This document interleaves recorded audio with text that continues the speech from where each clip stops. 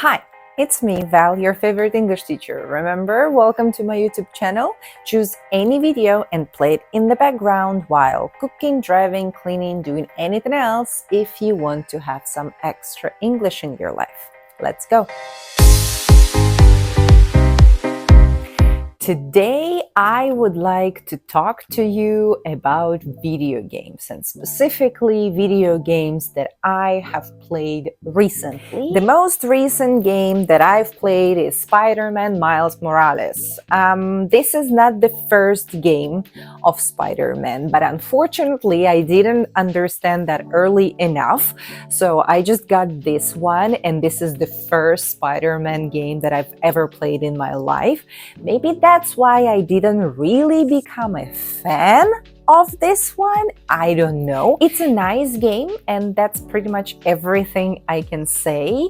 It's a nice game. The story is ridiculously predictable. I understood who is whom from the first time, almost maybe.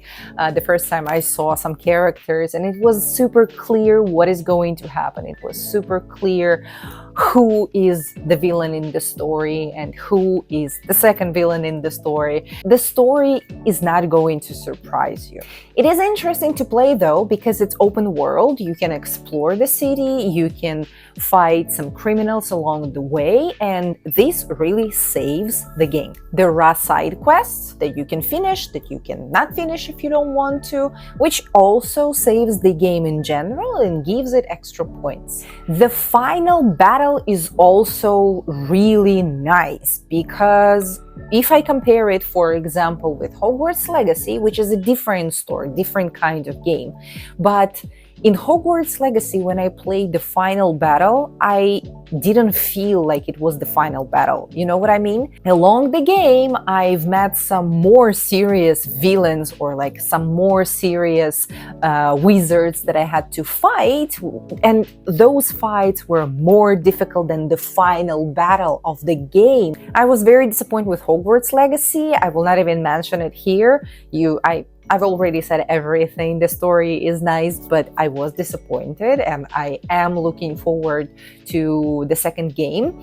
There are some rumors that the second one is coming soon, like next year or in 2 years or something. So I'm really hoping the second one will be more interesting. But coming back to Spider-Man, it's kind of the opposite. The final battle was amazing. And honestly, I don't know if it's just me, but there are a lot of bugs. Like several times mid-battle, I had to stop and I had to restart the game because I was stuck in the textures, because I couldn't move anywhere and I couldn't do anything about that. So I don't know if it's just me or this is the bug in the game in general, but it really kind of made me, feel bad about this game in general. When you play a game, especially on PlayStation 5, especially when it's not really cheap, you expect everything to go as smoothly as possible. You expect everything to be perfect, kind of.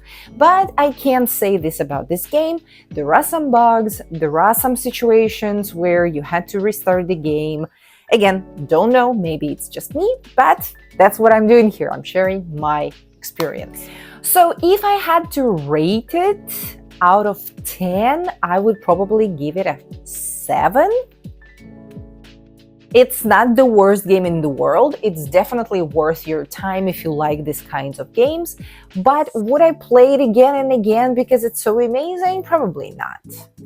Did I download the first game now to play and, to have a better understanding of the concept in general? Yes, I did, and this is what I'm playing right now. Another game that I would like to introduce to you is Knack 2 or Knack, the first Knack, if you haven't played it. I finished Knack years ago, the first game. It is a great story. It's something very unusual. It's something that makes you think differently, because when you play this game, you actually have to move, not just, left, right, up, down, or something like this. It actually makes you go in different dimensions because it moves the camera around from time to time, not randomly, but from scene to scene, from part to part of the map. You will have to figure out where to move because the camera changes. So it really is interesting to play.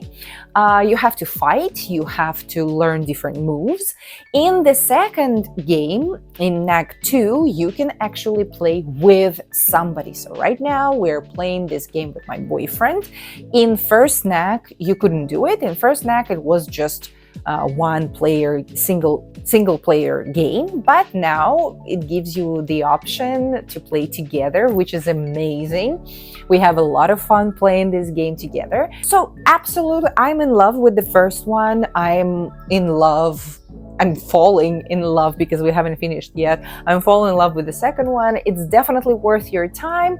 It's absolutely great if you want to play together. But I recommend to start with the first one because there is the story, and this is the second part of the story. So if you are interested in who Knack is and what it is and where it comes from, then you should start the first one. But actually, the second story is a separate story completely. You will see the same characters, so they will say some stuff that you wouldn't understand if you hadn't played the first one. But it's like with the movie, even if you haven't watched the first one, you can still watch the second one. It's not the end of the world or anything. The same thing here. You can absolutely just play the second one, especially if you're looking for a game to play together with your partner. So absolutely give it a try. Knack 2. And the game that I absolutely adore, Tropico. This is Tropico 6.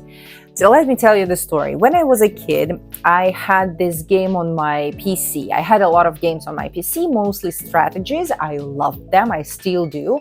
The Sims and tons of different strategies. I played different roller coaster, like entertainment parks. I built some zoos. I built some it was a pirate island strategy game. So you had to manage Pirate Island, you had to make sure that pirates are happy, but also you had some slaves on the island who managed stuff for your pirates. So you had to make sure that those are also kind of happy. Anyway, you had to make everyone happy. So you had to manage the island and you had to make everyone happy, right?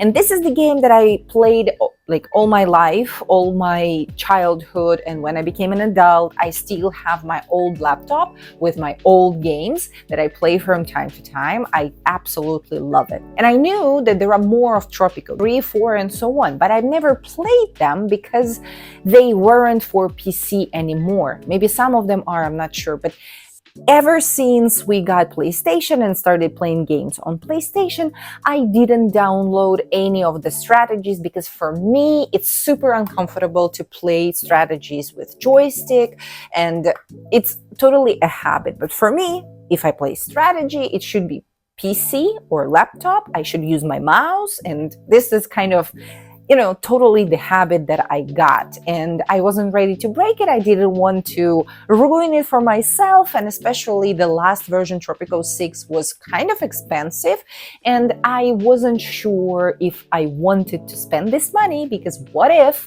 I really can't play with joystick? What if I don't enjoy it as much as I imagine, and I will just waste money and I will get disappointed. So I didn't want to do that. But last week, I think, there was huge discount and 70% off or something. And I thought, well, this is just a gift. Universe has heard me and gave me this chance to try this game, the newest version on PlayStation for very little money. So I bought it, and oh my God, did it not disappoint me at all, because it's very different, because the camera, the logistic, the idea, the concept of the game is a little bit different. Playing with joystick is absolutely comfortable, so I didn't have any problems at all. This game has a very long and very thorough tutorial, so even if you've never played this game before, it's not a problem at all. It will teach you everything you need to know, and it's amazingly comfortable to play, and it's just, for me, as a person who only played the first Tropico and now Tropico 6, it's such a huge change. There are so many new things. There are so many new details. Like, for example, the first Tropico had pirates, right? So it's a long time ago, I think like 17th century or something like this. This one is 20th century, beginning of 20th century, or like a little bit before that. So there are technologies, there are cars, there are boats. I was shocked. And of course, because you have cars, because you have different kinds of buildings on the island and everything, the relationship between them are different. It's more detailed here. Before it was pretty simple. You built this if you want to build this. For example, if you want your pirates to be happy and to drink beer, you need to have a special, like a little factory that brews beer, like brewery,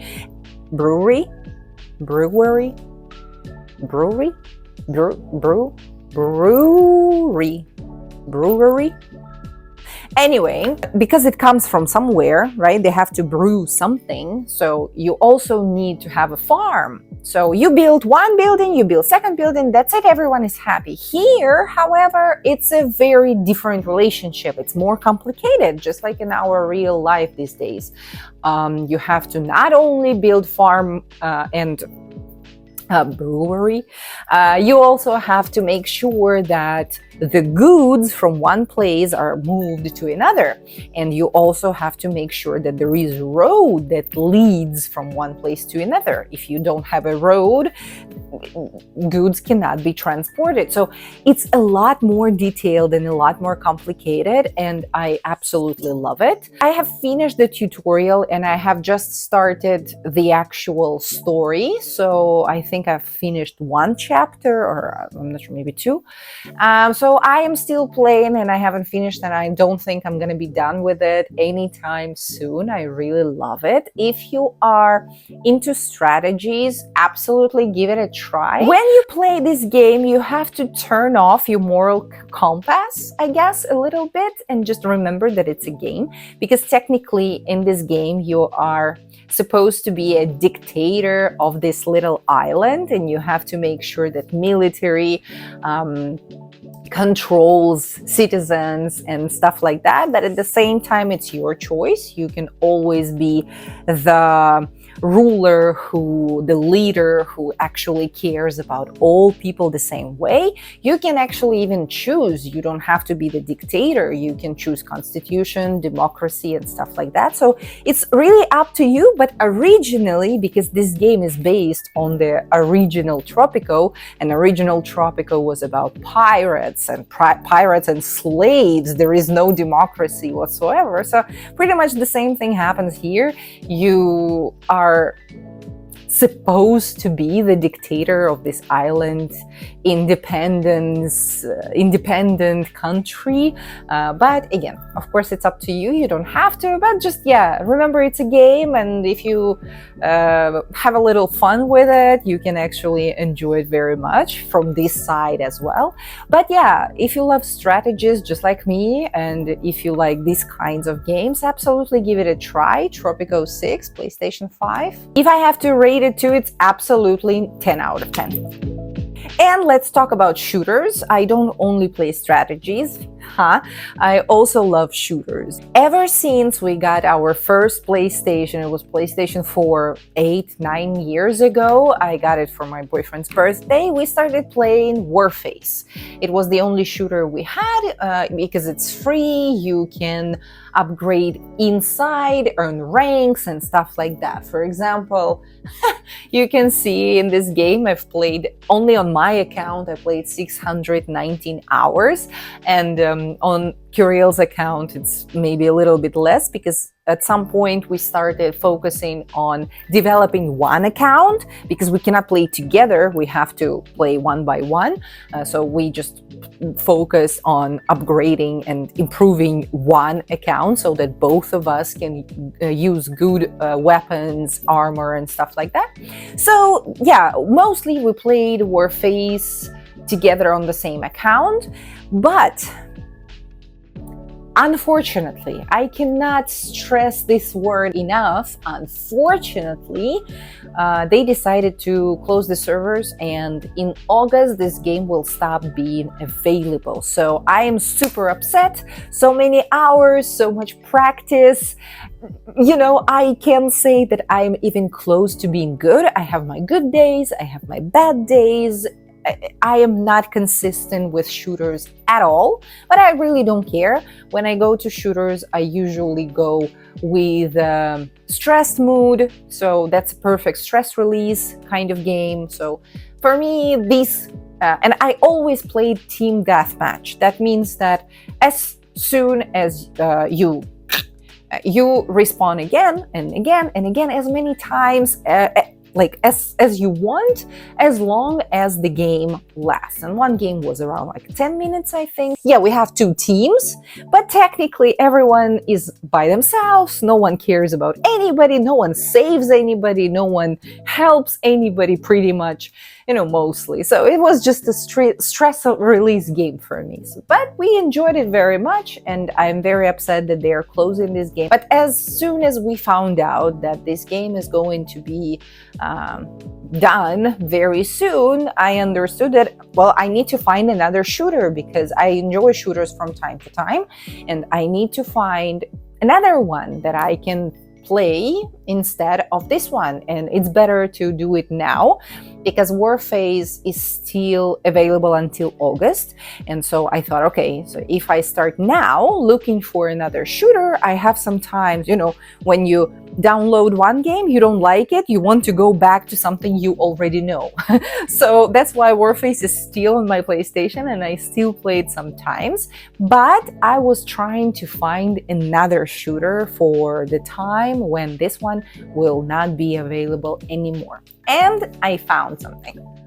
Basically, I was looking for something free, first of all. I wasn't ready to pay money until I know that this game is really worth it. So Battlefield, but Battlefield Redsec. I don't know what that means. I don't know the story. I don't care about the story. Battlefield 6, so obviously there are more. But I've never played Battlefield before, so for me it was absolutely new. And this version, Redsec, was free. I don't know if it's still free, but it was free when I downloaded it. So I gave it a try. The team deathmatch that I love, when you respawn again and again, is not available in free version. But what is available is this duos. So randomly you are paired with another person, random person from, you know, all over the world, and you stick together. Just the two of you, not a team, but just the two of you. And you are dropped onto a map with other people, with other duos just like you, and there are like a bunch of them, a lot of duos. What you need to do, you need to stay alive the longest and as long as possible. But it's not only the map. You can't just find a place and sit there. There is always something happening. For example, there is this fire circle that squeezes in, and it becomes smaller and smaller. So you always have to move towards the center of this circle. This is only one of the things, but there are a lot of options. You can drive a car there. You can fly a helicopter. You can find different weapons. You can upgrade your weapons along the way. So there are a lot of options, and that's why I really enjoy it. It's not just come, shoot, respawn, come, shoot, respawn anymore. So it's like I was ready to upgrade, you know, because just come, run, shoot wasn't as exciting anymore. But this one really makes you excited, because you have to be careful, more careful than in team deathmatch. You have to think about the other person as well. What I don't like though is the people. You know, just very often you get paired with a person who doesn't care about you. The person is there to earn experience, you know, for their own purposes, and they just run around or run off and do their own thing. They don't care about you, they don't save you, they don't help you. Especially when I was just the beginner, the very beginner, the first level, the first couple of times, I didn't understand what was happening. I didn't understand the rules. There are no tutorials, there is nothing that can explain. It's only by practice, just like English, that you can go there and you can actually understand what's happening. But if you give it a try, if you give yourself some time, if you practice several times and you really get a hang of it, it can be very enjoyable. No. It can be really enjoyable and joyful. So yeah, now this is my go-to game. I still haven't paid. I haven't paid for the full version. I am still exploring this particular mode of playing. Now there is another one, not just duos, but you can play in a team of 4. When or if you think that that's not enough and you're ready to pay, you pay the full price for the full game, and you have more modes, they have more different options, they have the whole story. There is a story actually of this battlefield and about this terrorist organization that is trying to conquer the world or something like this, as far as I understand. And you can actually follow this story, but it's paid. For free, you can enjoy exactly this online pairing and online game where you have to survive the longest, which is super cool. I enjoy it very much. If you play this game, you can find me. My nickname here is Valer. I will show you now, and we can be friends and we can play together. Why not? Let's try. Yes, there it is, Valer. Find me and add me as your friend, and we can play these games together. Thank you so much for watching this video. Don't forget to like this video, please. It helps me, but also don't forget to subscribe to the channel. It helps you see the new videos when I upload them. Bye!